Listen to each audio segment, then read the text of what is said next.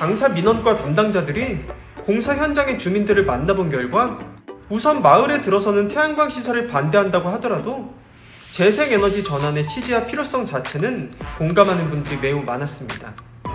다만 지역의 이견을 듣지 않고 폭력적이며 파괴적으로까지 이루어지는 개발에 대해서 반대한다는 이런 목소리가 가장 높았습니다.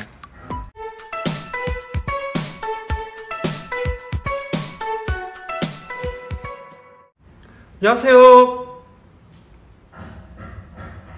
태양광 발전 사업의 모든 것 무료 컨설팅 전문기업 하이존TV입니다. 지난 방송에서 재생에너지 전환에 따른 갈등과 그 해법에 대하여 이야기를 나누어 보았는데요. 이번 시간에는 이 문제와 관련하여 좀 더 자세한 내용을 짚어보도록 하겠습니다. RPS 제도 시행 이후 태양광 시설이 크게 늘면서 염전과 농지가 줄어들고 있는 것은 불편하지만 현실이며 이로 인해 지역 농어촌에서는 갈등이 심해지고 있는 내용을 어렵지 않게 접할 수 있었습니다. 문제는 앞으로도 이러한 상황이 더 가속화될 것이며 실제로 그럴 가능성과 개연성이 매우 크다는 것입니다. 일단 정부의 목표치만 봐도 향후 재생에너지 발전이 크게 늘어날 것이라는 것을 명확히 알 수 있습니다. 지난해 태양광을 비롯하여 풍력 등 재생에너지에 연료전지 등의 신에너지를 더한 국내 신재생에너지 발전량 비중이 7.5%입니다. 물론 이 목표가 윤석열 정부 들어서 상당히 낮아지긴 했지만 2030년까지 21.5%를 달성해야 하는 것에는 변함이 없습니다. 이는 지난달 말 새로 나온 목표치로 세계 주요국에 비하면 높지 않은 수치임에도 그렇다고 해도 지금보다 발전 설비를 2.5배나 늘려야 하는 상황입니다. 이처럼 설비를 늘리려면 지역에서는 갈등이 더 심화될 수밖에 없는데요. 갈등이 계속될수록 재생에너지를 부정적으로 바라보는 시선이 늘어날 수밖에 없는 건 역시 사실입니다. 그런데 당사 민원과 담당자들이 공사 현장의 주민들을 만나본 결과 이것이 단순한 찬반의 문제가 아니라 조금 더 복합적인 사정을 가지고 있다는 것을 알 수 있었습니다. 우선 마을에 들어서는 태양광 시설을 반대한다고 하더라도 재생에너지 전환의 취지와 필요성 자체는 공감하는 분들이 매우 많았습니다. 전 세계적인 기후위기의 심각성과 그리고 우리 후손에게 깨끗한 지구를 물려줘야 한다는 인식은 많은 분들이 공유를 하고 있는 것으로 보였습니다. 다만 지역의 이견을 듣지 않고 폭력적이며 파괴적으로까지 이루어지는 개발에 대해서 반대한다는 이런 목소리가 가장 높았습니다. 이러한 여러가지 문제점에 대한 대안책으로 에너지 분권 얘기도 나왔는데요. 세계적으로 이런 분권화가 이뤄진 사례를 말씀드리자면 우선 독일의 사례를 참고할 만합니다. 독일이라는 국가는 원래 지방 분권의 전통이 강한 곳으로 에너지 계획도 자치단체가 주도적으로 세우고 실행을 하고 있습니다.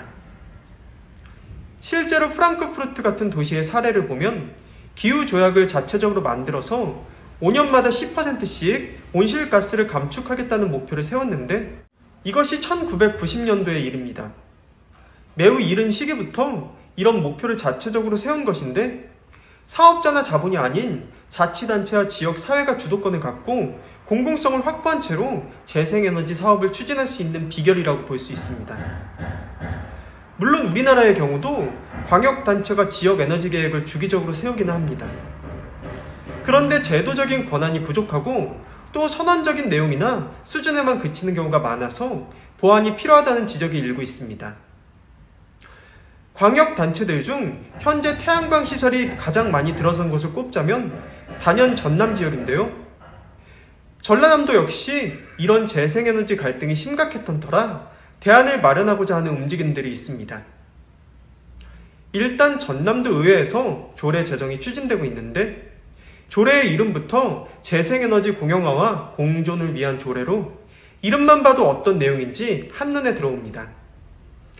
이 조례는 올해 초 주민조례 청구 형태로 계획됐다가 지금은 도의원 발의조례로 조만간 상정이 계획되고 있는 상황입니다. 핵심 내용은 지역의 재생에너지 사업을 공영화하자는 것이 골자로 지자체나 공공기관 그리고 지역사회가 주도적으로 추진해서 공공성을 찾을 수 있도록 하자는 것입니다. 갈등이나 분쟁이 생겼을 때 이를 조정하는 위원회도 설치해서 그런 분쟁을 해결하자는 제안도 다수 포함되어 있습니다.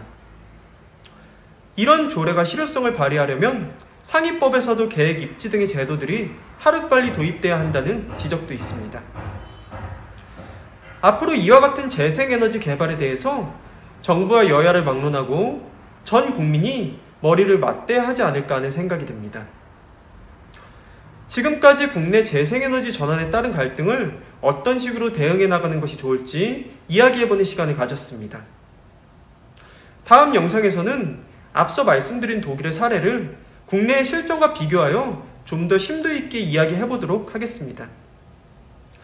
저희 주식회사 한국에너지서비스는 다년간의 시공 노하우와 그에 걸맞는 풍부한 실적을 보유하고 있는 국내 최대 규모의 복합 태양광 발전 설비 설치 전문 기업입니다.